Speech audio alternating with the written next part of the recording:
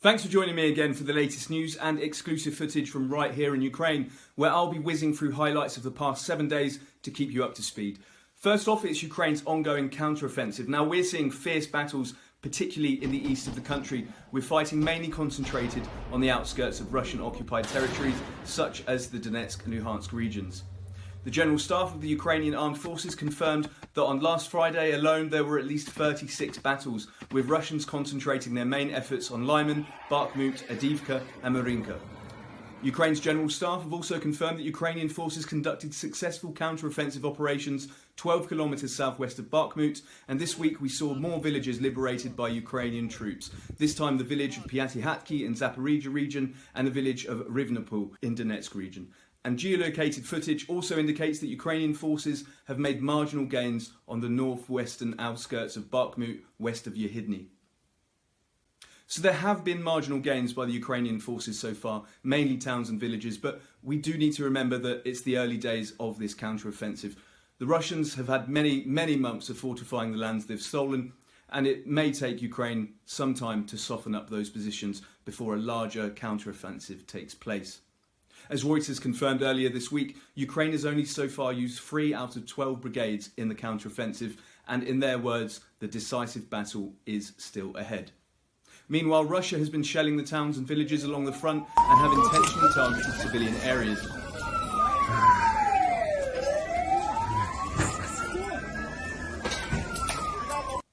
And also yesterday, 22-year-old combat medic Lilia Shulak was killed in battle fighting to protect her homeland from Russian forces. Her fiancé was also killed in battle a few months ago, so sadly their young daughter is now an orphan thanks to Russia's brutal and unprovoked invasion of Ukraine. Now, something I won't engage in on this channel is fake news or propaganda. It's important that we're all shown the full truth of what's happening in this war so we get a complete understanding. That said, it is important that we acknowledge that a number of Western supplied tanks have been either destroyed or captured by the Russian forces. Plenty of footage confirms it, and various sources, including the BBC, have verified it. There have also been Russian tanks and Russian equipment captured or destroyed by Ukrainian forces during this counter-offensive, like this Russian tank that drove over a mine.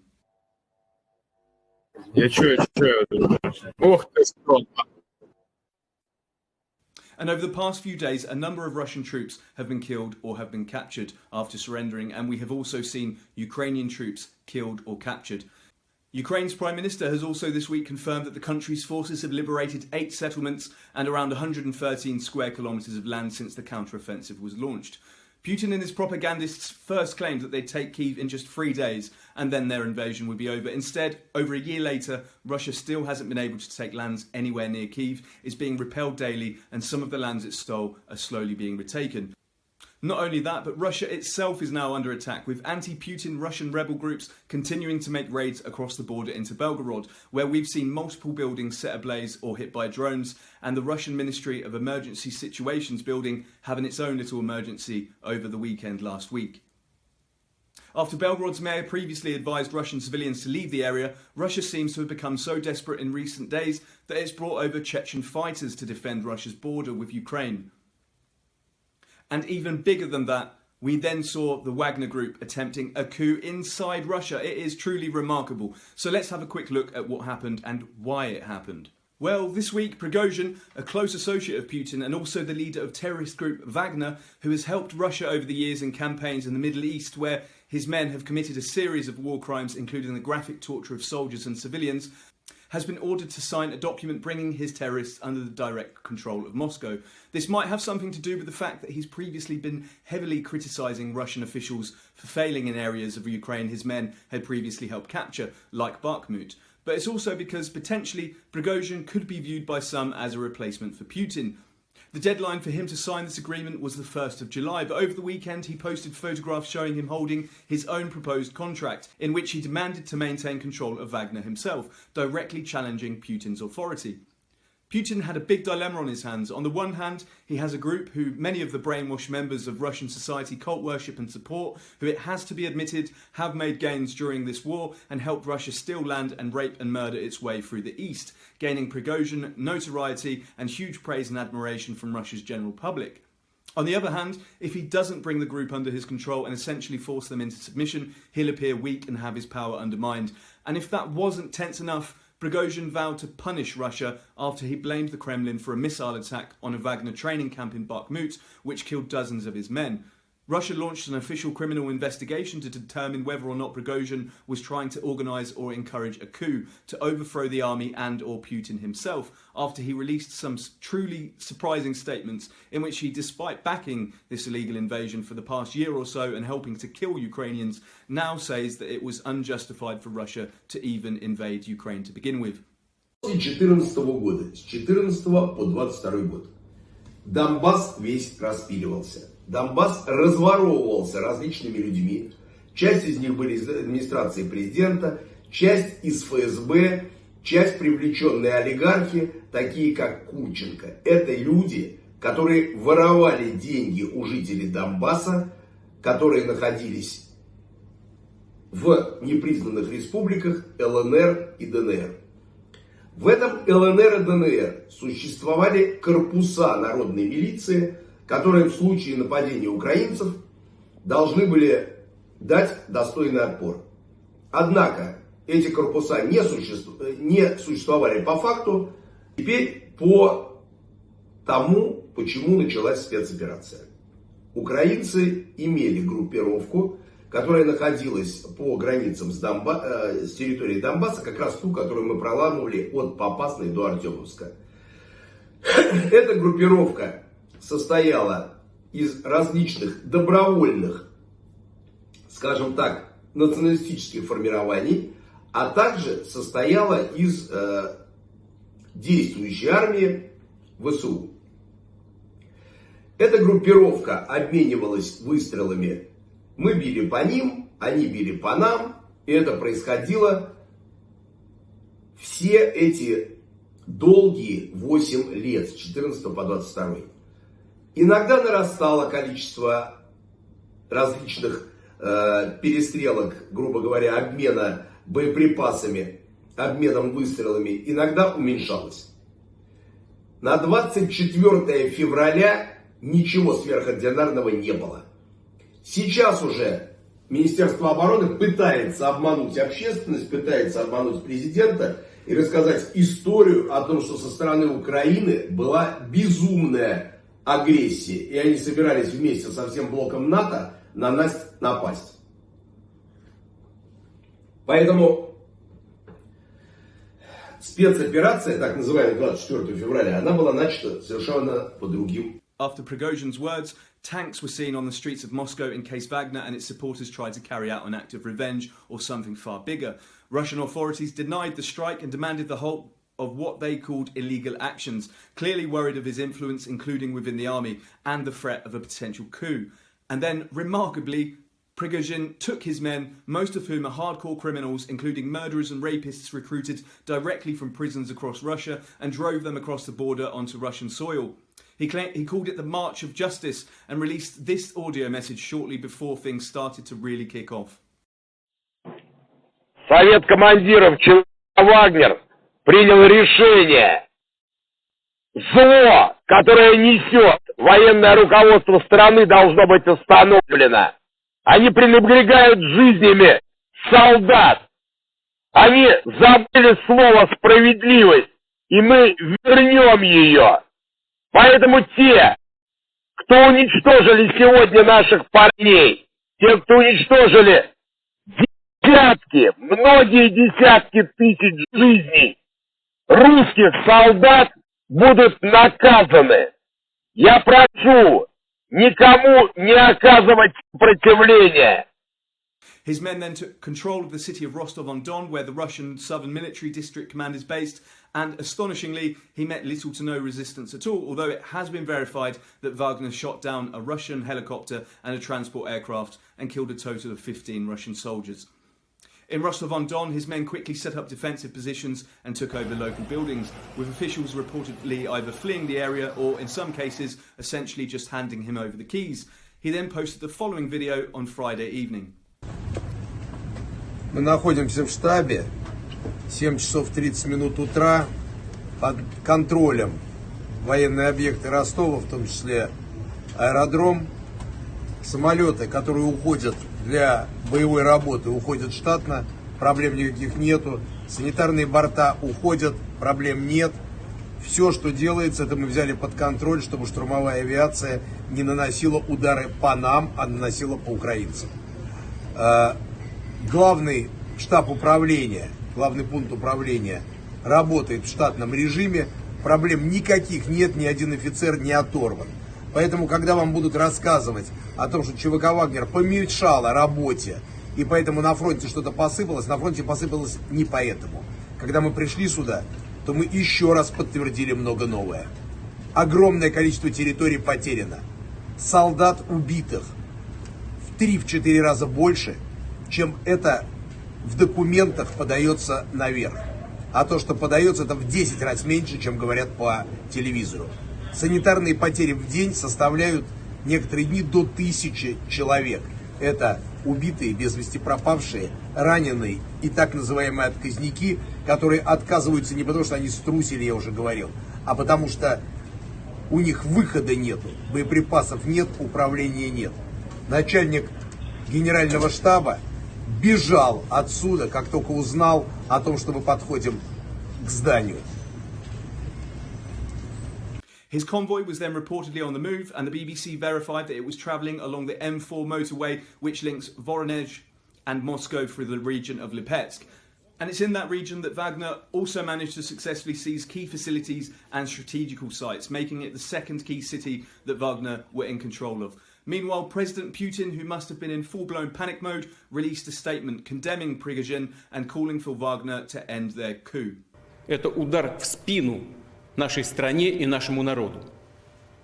И именно такой удар был нанесен по России в 1917 году, когда страна вела Первую мировую войну. Но победу у нее украли. Интриги, склоки, политиканство за спиной армии и народа обернулись величайшим потрясением, разрушением армии и распадом государства, утратой громадных территорий. В итоге трагедии гражданской войны. Русские убивали русских, братья братьев. А корыстную выгоду извлекали разного рода политические авантюристы, да зарубежные силы, которые делили страну, рвали ее на части. Мы не дадим этому повториться. Защитим и наш народ, и нашу государственность от любых угроз. В том числе от внутреннего предательства. He also claimed that the Russian state was in control of the situation. But it wasn't. And what it looked like we were about to see was a truly historical moment, a coup, a civil war. But then, of course, we didn't. Because in the blink of an eye, Prigozhin got a phone call from Putin's pal Lukashenko, the dictator of Belarus. Now, it's highly likely that Putin didn't want to seem to be pleading with Prigozhin himself, because that would generate even worse PR for him. So he asked Lukashenko to essentially pass on the message. And that message was that if Wagner stopped its advance, they'd be pardoned. All criminal charges would be dropped, and they'd even offer Wagner mercenaries to join the Russian army if they wanted to.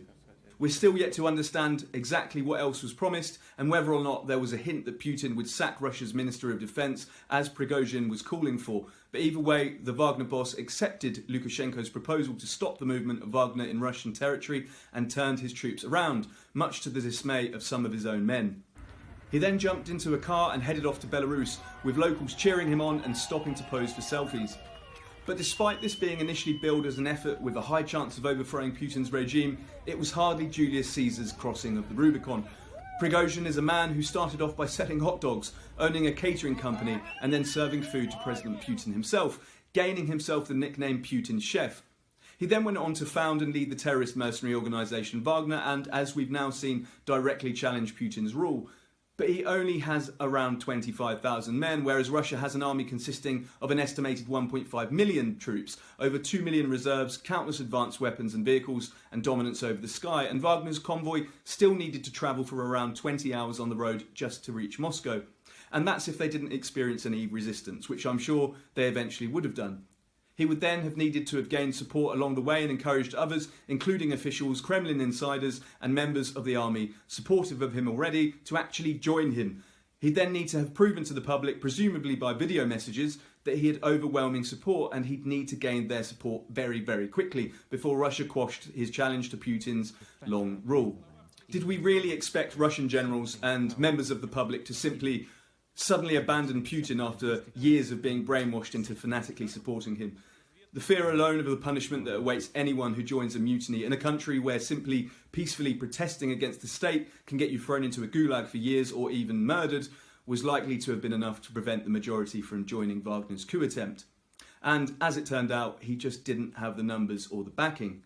So we'll have to wait to see what happens, but you can potentially expect to see a reshuffling in the defence ministry, some dismissals, resignations, particularly in the south, in those regions that didn't put up any defence against Wagner, or even some more people mysteriously falling out of windows, as we've seen in the past. What we have already seen, though, is a potential U-turn from the Kremlin, with state-controlled news channels reporting yesterday afternoon that the investigation into Prigozhin is still open, despite previous statements from the Russian state essentially saying the very opposite. And then again today, they said the opposite again, that it was closed. And we'll touch upon developments there in a moment. But first, though, regarding Lukashenko now reportedly being in Belarus, and with some commentators suggesting Wagner could now use Belarus to launch another offensive into Ukraine, this time to once again attempt to take Kyiv. Earlier today, I spoke to Belarus's opposition leader, who said the attempted coup was a significant event that has weakened Putin's authority. It has signalled to the world that change within Russia is possible and has sparked irreversible processes within the Russian elite. We know that Lukashenko won't be able to maintain power without Putin, so it can also lead to changes in Belarus. But I don't think the conflict between Putin and Prigozhin is over, and there can be further attempts at revenge from Prigozhin. We are following the situation closely. When I asked her for her thoughts on Prigozhin being in Belarus and if Lukashenko is a fan, she said, "I think Lukashenko is only a fan of himself. He will do whatever it takes to keep power, and he is always ready to make a deal with the devil. Lukashenko is putting the interests of Belarusians aside and creating new threats to Belarusian sovereignty by bringing people such as Prigozhin to our country. We don't need more criminals and thugs in Belarus. As a war criminal, his presence is a potential harbinger of conflict, and he is definitely not welcomed by the people of Belarus. This deal completely ignores the interests of Belarusian people. Belarusians don't want Russian troops, and especially Prigozhin, on our territory. His presence in Belarus can escalate the war to our country and create new threats." She added that Western leaders should increase support for democratic Belarus and Ukraine, impose stringent sanctions against Putin, and stand in clear support of Belarusian independence. They should also provide assistance to Belarusians fighting for freedom and not overlook the potential threat posed by Lukashenko's regime to international security. She said, "For Ukraine, I want to send a strong warning against seeing Lukashenko as a potential peace broker or mediator. He has no legitimacy and he can't be trusted. Lukashenko, like Putin and other war criminals, must face justice at the tribunal for his actions." When asked how likely it is that Wagner could now form a base in Belarus and launch an offensive, crossing the border in an attempt to take Kyiv, she said, "I don't want to speculate on the likelihood of this scenario, but I am concerned that Prigozhin and Wagner could pose a threat to both Belarus and Ukraine. Prigozhin will likely not come alone, but with his mercenaries. For them, neither Belarus nor Ukraine should exist. I won't exclude the possibility that Prigozhin could be involved in another attack on Ukraine from Belarus territory. Although I consider this option unlikely, after all it lengthens the front line. Moreover, it must be taken into account that these fighters must first be removed from the current front, and who will stay there. Dictators don't have room for a good move. These events in any case weakened Russia and hence the Lukashenko regime."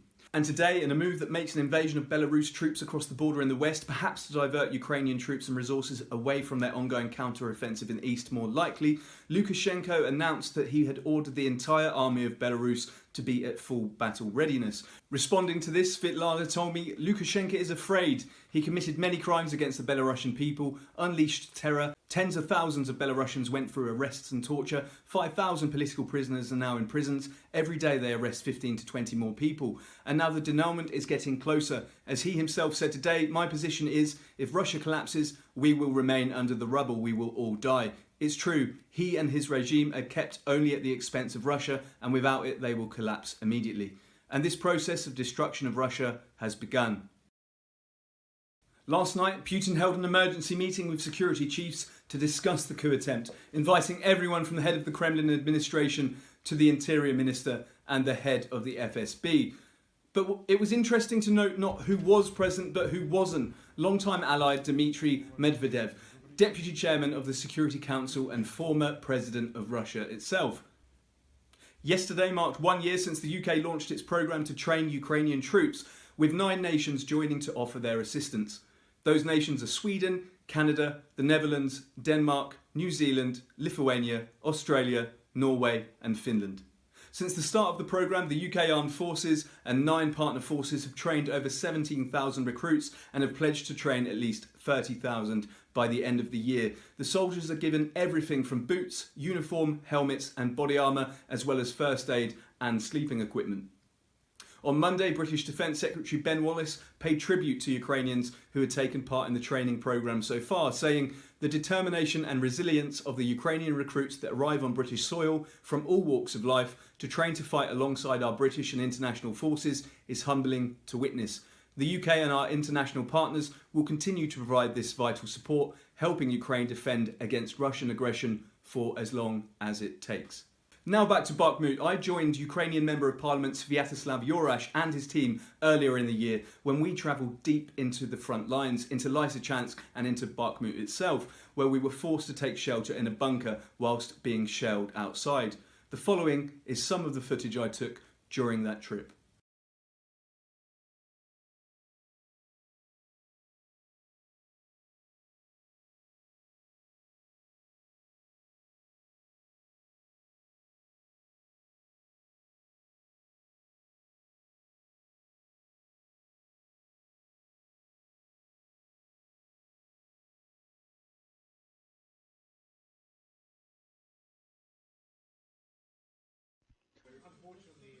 The trip began as a simple, casual interview with Sviatoslav in a coffee house in Kyiv. Before I knew it, I was on board a humanitarian van amid a small convoy, with the group consisting of volunteers from across the world putting on their bulletproof vests and heading east to supply army barracks and hospitals.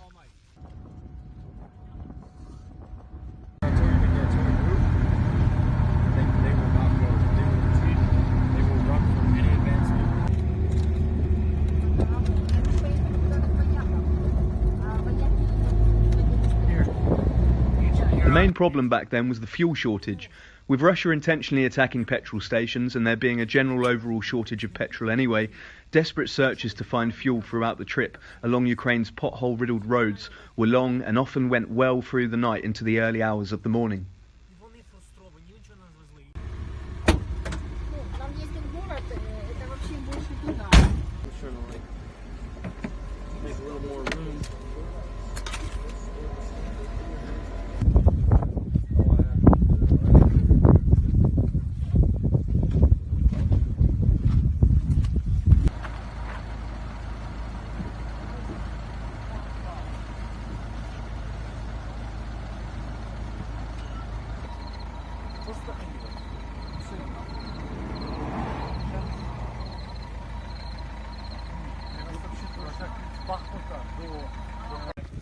Yeah, at least we can zoom back there.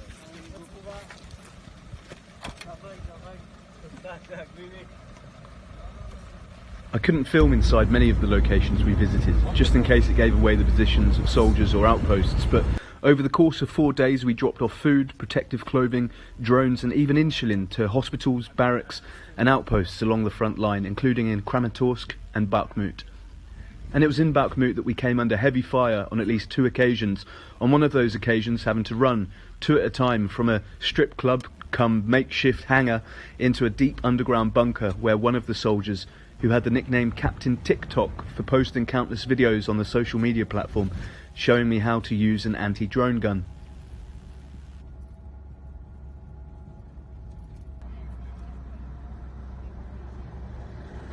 We were there, they had the motor bay, they were hiding in the motor bay, I was in the bunker. We had another group of Americans that were hiding in the a light armored vehicle because they couldn't get to the bunker. Yeah. So, and how many rounds went off? And the following day, I was woken up by multiple huge explosions at around 4 in the morning, so went out to see what had been hit.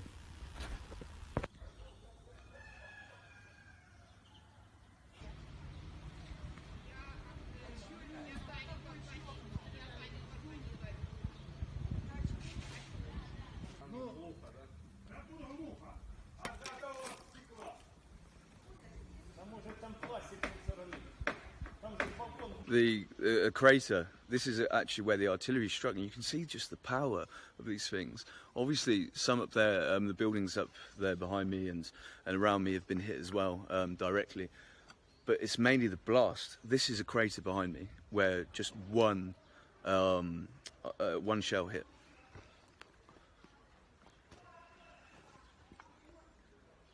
And you probably can't see the depth of that. You can't make it out the depth.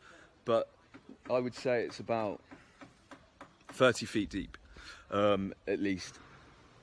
And we watch this on telly. You'll see this on telly. You'll see the carnage, but it doesn't resonate. When you're actually here, you just think these are people's homes. This could be your home. This could be your nan's home. This could be your mum's home. I've seen children leave their homes. They're sat here, not knowing where to go, not knowing what to do. They're sat there with their mothers. They're sat there with their fathers. Their cars have been destroyed. All of their memories have been obliterated.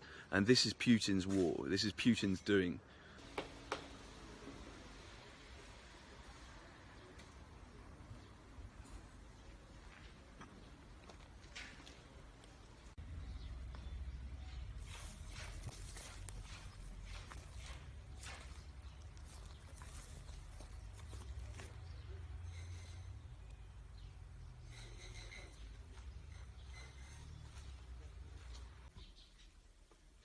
This is another residential building that's been hit. We've just, it's literally just around the corner from where we've been.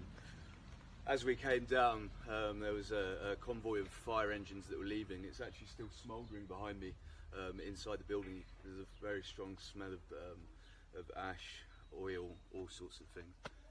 People's belongings are completely strewn across the floor. There's nothing salvageable here. You would not be able to live back in here. There's no sweeping up, minor repairs or any type of repairs. This whole building will have to be pulled down.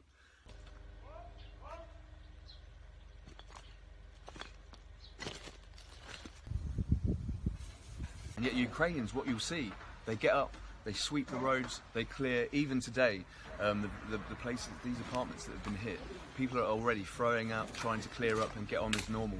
They're so resilient. I've never seen such resilience. But it's off the scale. Last night we were driving to deliver supplies to the front line. The entire drive there just exploded. It was a constant explosion. There was outgoing fire from the Ukrainians trying to fight back. There was cluster bombs, there were airstrikes along the road and artillery fire.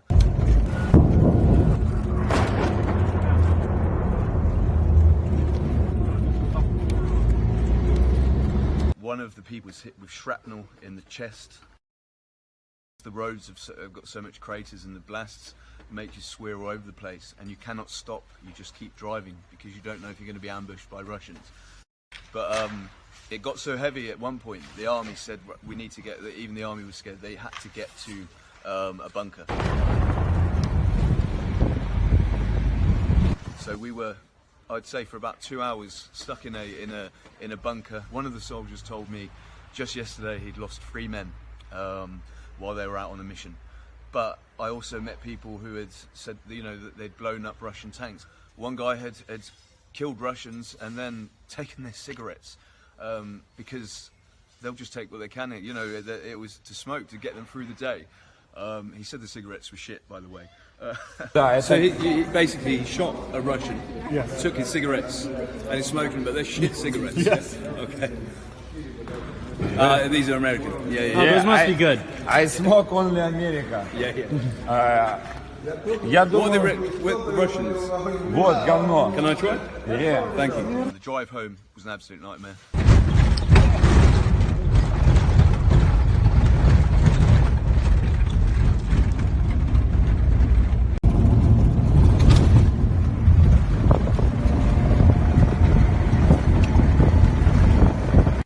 And in its most recent update, the British Ministry of Defence also provided an update on Bakhmut, saying Ukraine has gained impetus in its assaults across Bakhmut in Donetsk Oblast. In a multi-brigade operation, Ukrainian forces have made progress on both the northern and southern flanks of the town. There has been little evidence that Russia maintains any significant ground forces or operational reserves, which could be used to reinforce against the multiple threats it is now facing in widely separated sectors, from Bakhmut to the eastern bank of the Dnipro River, over 200 kilometers away. This past week, we've also seen another prisoner exchange take place, with Ukrainian soldiers captured on Snake Island, Bakhmut, and during the siege of Mariupol, returned to their families here in Ukraine.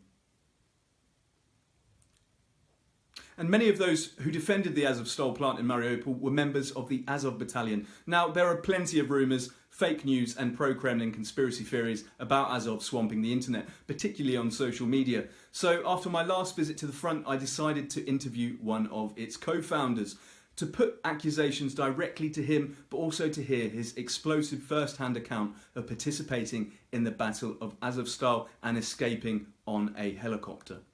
What were the early days like for Azov? So in 2014, the Azov was called battalion, but it was a real size of battalions. There was somewhere 200, 250 men. As you know, and most of the people know, that Azov was gathered by football fans, called the hooligans. It's a young kids who actually are football fans, and they gathered in one so-called team, so around Andrei Beletsky, who was actually founder of the Azov movement. There was one biggest minus that young kids weren't trained to be soldiers or fighters. Yes, they had a will to fight, protect, but there was no specific education for a military. It was a military background. So my team, we started to support Andrei and the ideas which we had to fulfill it. At the beginning, of course, there was not exactly good idea, but there was another chance. We trained, at the same time we fought. Yeah. So it was quite difficult. Obviously, as you'll know, so I know it's a sensitive time now because of the ongoing war, that we need to touch upon some issues that have been pushed by Russia. So there's a general misconception surrounding Azov. As you I already understand where we're heading. What I'm going to do is just ask for your opinion on the Western propaganda that's been pushed. So, and Putin has openly said Azov are neo-Nazi. So actually, Azov was one of the reasons denazification of the Ukraine, right? We know that Putin will find any reason. First, he was frightened of the UN, that they were pushing closer. Then that didn't work, so he said, okay, Nazis. They're all Nazis. There are social media posts. Social media is where it mainly thrives, where this misconception thrives. But is there a certain element, or has there ever been a certain element within Azov that contains neo-Nazis or racism? Okay, let's go in a basis how it started. At that time, from the beginning, Azov regiment was one of the best trained and effective unit which the Ukrainian has. The Azov had the majority of their members were nationalists. Yeah. Ukrainian, it's nothing wrong with it. It's not a Nazis, it's not a racist, it's a nationalist. And their national idea, as I said, was Ukraine. Symbol of the first, in the beginning of the when it was a battalion, was a symbol which we carry today, but a little bit different. So what the Russians did, they started propaganda. Propaganda because, first of all, every country, doesn't matter any state, when the nation has a problem, all nation gathers around nationalists, around the national idea. They need the core. Of course, after the war, this national idea remains, but the movement itself comes down. Yeah. But core, it's nationalists who actually move the nation against the enemy and resistance to them. So that was clear. So Russia started this speculation with the world that we are neo-Nazis and so on and so on. Yeah. First reason was the picture symbol of so-called... it looked reminiscent of the SS. But even though today I could show it, we changed it. But this idea was national idea, N-I. The two letters, national idea. Exactly. See, we don't. I'll be honest. In the West, so in the UK, in the US, we're not told this, and when it's actually explained, it makes sense. Exactly. That was a problem. That it was not explained to everybody to be clear. So in order to avoid any speculations, Azov is a regiment. We're not a private military sector. We're not some kind of private army or security. No, it's a regular regiment within a National Guard or Ministry of Internal Affairs of Ukraine. Now over to Kherson, where the floods caused by the destruction of the region's dam continue to wreak havoc on the local civilian population, with 37 settlements currently flooded. A large majority of that population have already been evacuated from Kherson, but efforts are still ongoing and people and animals continue to be rescued every day, despite Russia intentionally attacking civilians and humanitarian volunteers as they try to navigate their way across the rising water. British volunteer John Carl, who has been working with the charity group Odessa Cat Crew, was injured while trying to save animals caught up in the floods. He and his group were shelled by Russia, with a girl called Oksana sustaining a minor leg injury while John himself was taken to hospital. Now, thankfully, however, John's alive and well and is now recovering after having an operation. Sadly, however, some have been killed by Russian forces whilst trying to leave the flooded area, including 32-year-old Tetiana Hrishko, who was shot by Russian soldiers simply for trying to rescue her grandparents from their flooded home. Even more tragically, Tetiana was pregnant at the time that she was brutally killed in what is yet another tragic addition to the ever-increasing list of Russia's war crimes here in Ukraine. Also in the past week, Russians shelled another residential area inside Kherson, causing a huge fire and injuring 23 people, including 3 children. And they also dropped 2 guided aerial bombs on Kozatsk, an urban settlement in the region, killing 1 innocent civilian and wounding 3 others, including a 17-year-old boy who was hospitalised. Contaminated water, debris and even household items such as beds and sofas continue to wash up on the formerly idyllic beaches in Odessa in the south, with the water now being tested for waterborne diseases and a local clean-up effort currently underway. Over in Kharkiv, 2 civilian volunteers, both residents of the village of Zolochiv, were killed when a Russian missile hit their car. Now a quick update on Europe's biggest nuclear power plant over in Zaporizhia that's currently being occupied by the Russian invaders. For those who don't know, the Zaporizhia nuclear power plant has been under Russian occupation since March 2022, with Russian forces using it as a military base to launch attacks on Ukrainian-controlled territory. On the 13th of June, Rafael Grossi met with President Zelensky to discuss the situation at the plant, with the IAEA head telling Zelensky he was very concerned that the plant could be caught up in Ukraine's counter-offensive following a recent inspection. This comes after Russia has been found to have placed explosives around some of the plant's reactors, and Ukrainian intelligence has warned that Russia is planning a false flag attack to leak radiation across the south to hinder Ukraine's counter-offensive campaign in the region. The pair discussed steps to minimise the risks at the plant, but Zelensky rightly said that the only way to truly ensure that there isn't a nuclear catastrophe is to have the site completely demilitarised and for Russia to leave the area. Grossi is also scheduled to head over to Moscow this week to meet with dictator Putin, although recent events might have changed that. Meanwhile, Ukrainian troops continue to defend and protect Zaporizhia and the territories close to the nuclear power plant, on land, but also in the Dnipro River, which is a lifeline of Ukraine and has been for centuries. And I was given exclusive access on board one of those patrol boats as it did its daily patrol along the Dnipro. Connected by the Dnipro-Bur Canal to other major waterways in Europe, the Dnipro is a busy trade route, once part of the historical Amber Road, one of the major transboundary rivers in Europe. Since Moscow launched its illegal invasion in February, some parts of the Dnipro now form a defensive line between Ukraine and Ukrainian lands currently under Russian control. The line includes the Zaporizhian city of Enerhodar, where the nuclear power plant is based. Despite the fact that Ukraine has a strong army on land, it no longer has a significant navy, with Russia sinking or capturing most of its fleet in the first weeks of the war, and Ukraine being forced to scuttle its sole large warship to prevent it falling into the hands of the enemy. But its riverline flotilla, consisting mainly of old Soviet-era craft, but also border patrol vessels such as this one, and second-hand crafts donated by the US over the summer, remain a permanent and busy feature on the Dnipro, with this one carrying big machine guns with a mixture of armour-piercing and tracer ammunition. And yesterday, President Zelensky spoke about fixing Ukraine's navy problem, saying he had meetings with generals. They once again discussed the creation of the Marine Corps. All the details are clear, absolutely clear. Organisation, training, supply. Marines and all elements of our defence forces strengthening is a must. Also this past week, Ukraine has said that its pilots will be able to be trained to fly the batch of F-16 supplied by the West in just 4 weeks, which should level the odds slightly. But Ukraine is understandably also asking for weapons to enable it to attack the launch sites used by Russia to launch its missiles from the Caspian Sea, Black Sea and other areas. And until that happens, we're likely to continue to see nightly missile strikes on areas highly populated by civilians across Ukraine, including Kyiv. And over the weekend, a missile strike in the capital led to debris falling on a residential building, killing 3 people. Almost every night here in Ukraine, in fact, millions of people across the country hear those haunting air raid sirens outside and check the news, seeing that Russian aircraft have once again taken to the skies and are heading to launch sites in the Caspian Sea or the Black Sea. And as I said, until Ukraine receives F-16s and long-range missiles to strike those planes and launch sites, sadly we're going to keep hearing those nightly sirens and waking up the following morning to read about the latest innocent lives that have been lost.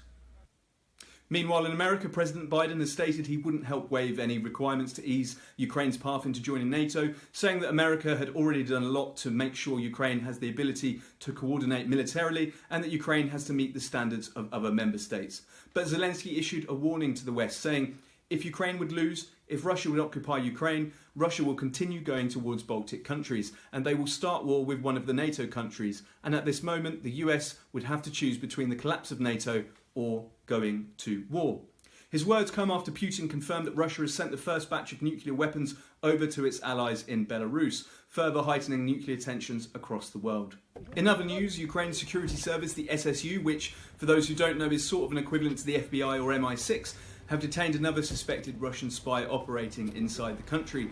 In a statement, the SSU said they tracked down the man during a counter-sabotage operation in Vinnytsia and discovered that he'd been gathering intelligence and helping to prepare a new Russian airstrike on the city.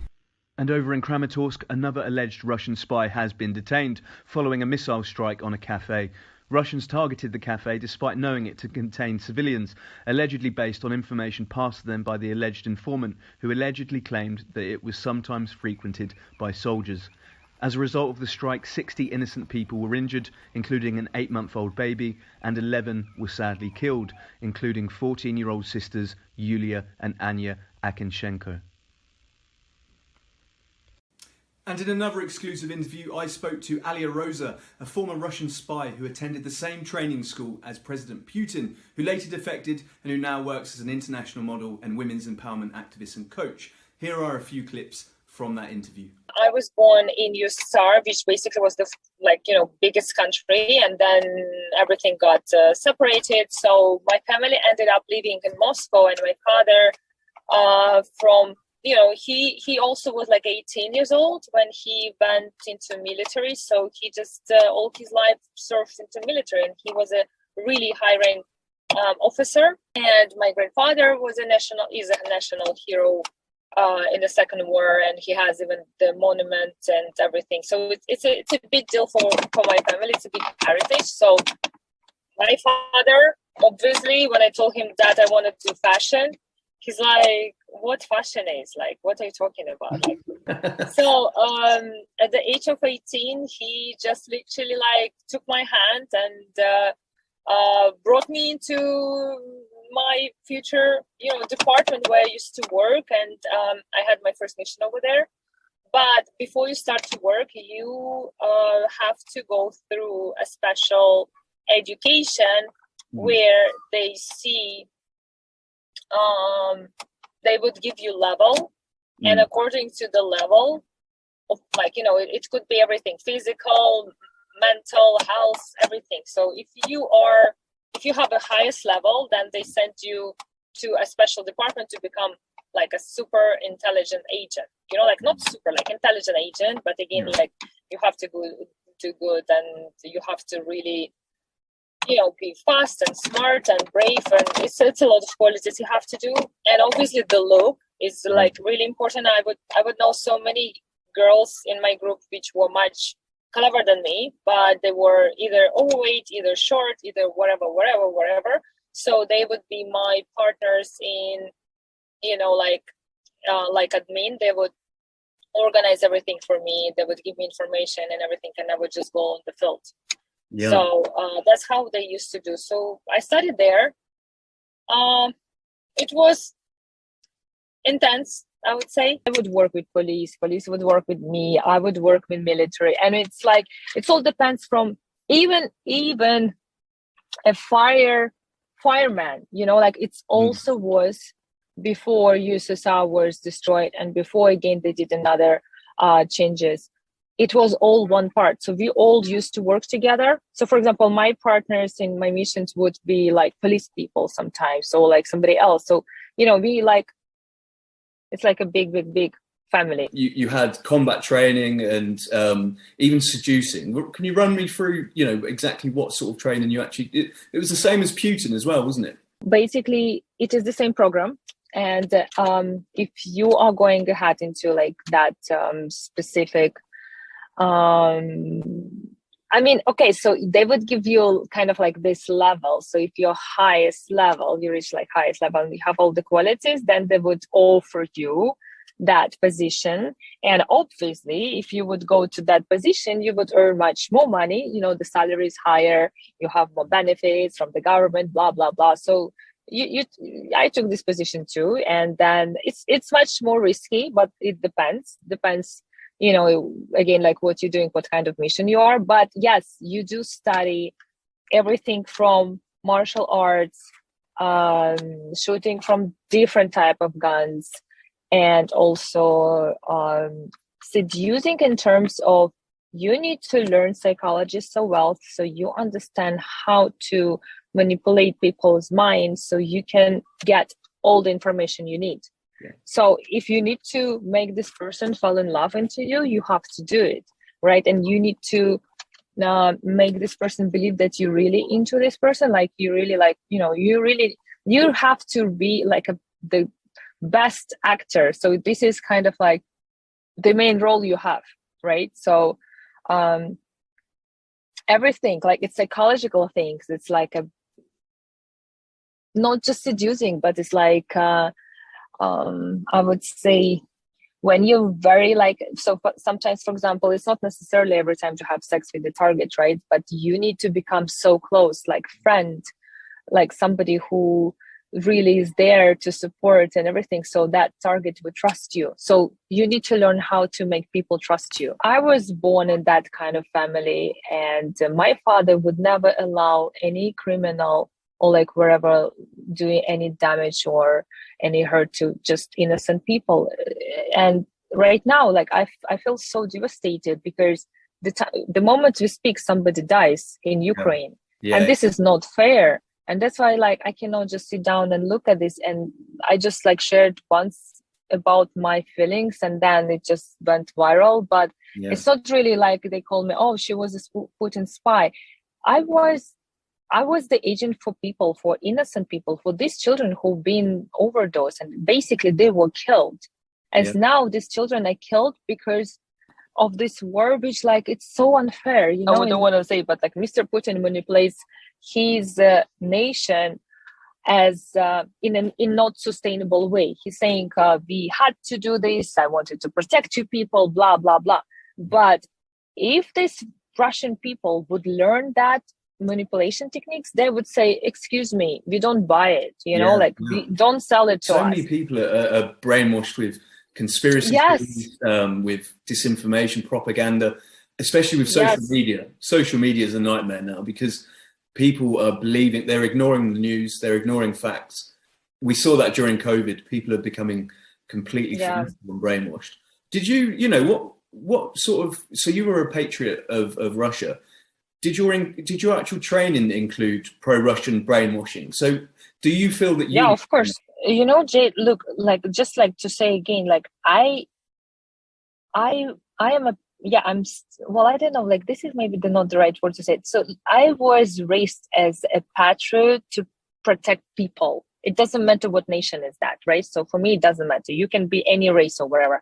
I genuinely love people and genuinely feel responsibility to protect people because I learned that what they don't know.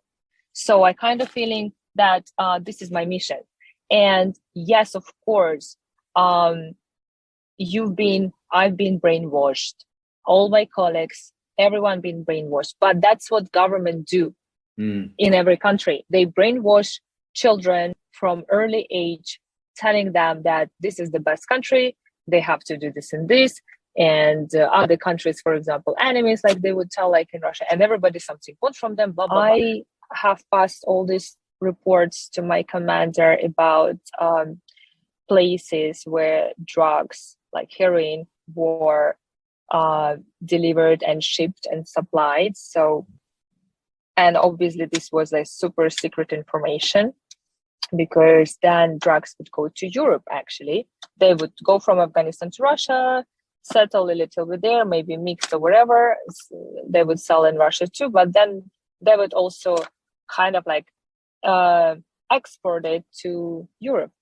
So in order to stop that, I was in that mission, and I knew that it was really, really risky for my life, and it's not a joke. You know, it's as you know, billions. It's a billion industry, $1 billion industry. So it's a big money, and where the big money are, you always risk your life.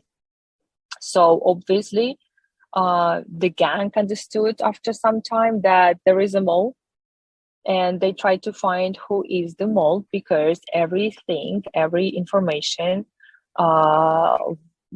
it would be like, you know, shared with the military, with the like agencies to fight against drugs, and they would be arrested, drugs would be confiscated, right? So everybody were pissed. I mean, all these criminals, they were pissed. And then I had a colleague of mine, we were working together, he was also undercover, and he was super young, just a little bit older than me. So I was like, what? So he was like 20, maybe 4 or 5, really young boy, but really nice, sweet. So somehow, well, probably he did some mistakes or whatever. So they kind of like, they found out from him first, they tortured him. He gave my name. Eventually they killed him anyway. And then they came to me and this. And you can watch that full interview by clicking on the link in the description below. Meanwhile, in Kyiv, a member of parliament, Taras Chornovil, was assaulted by a group of youths who picked him up and threw him into a skip before dousing him in green tea after he apparently made offensive remarks about the widow of a well-respected Ukrainian soldier who died last year near Bakhmut. And we'll finish with the conspiracy clown of the week. This week, the award goes to American far-right commentator Stu Peters, who goes by the Twitter handle Real Stu Peters, despite there being absolutely no fake Stu Peters sad enough to try to impersonate him. Literally every single tweet I've seen of his over the past few months are complete lies and pro-Kremlin propaganda. This time he's been caught promoting the debunked conspiracy theory that Ukraine is trafficking children and harvesting their organs. The conspiracy theory was also heavily spread by the fake news website The People's Voice, who claimed that a Russian whistleblower had come forward and revealed that children were being farmed and trafficked and even murdered, with their organs being sold to foreign countries. But what Stewie failed to mention is that the whistleblower isn't in fact a whistleblower at all, nor is she even Ukrainian. She is in fact Vera Nikulina, aka Vera Naiman, a member of the Russian organisation Combat Brotherhood, a chairman of the youth chamber of the Russian Duma, and an amateur actress. But in typical conspiracy theorist fashion, when he's shown undeniable proof by endless sources, including BBC fact-checkers, Stu Peters simply ignores or blocks them and keeps pumping out more lies for clickbait, attention, and to sell his bizarre range of products. A very sad and pathetic little man. Well, that's all I've got time for today anyway, but join me next week where I'll be giving the next update to keep you up to speed with the latest developments here in Ukraine, giving a special report from Kherson, and I'll also show you my meeting with a secret underground group who supply arms to Ukrainian soldiers, and also videos of me testing out those weapons taken from captured Russian soldiers. But for now, thanks for watching and stay safe.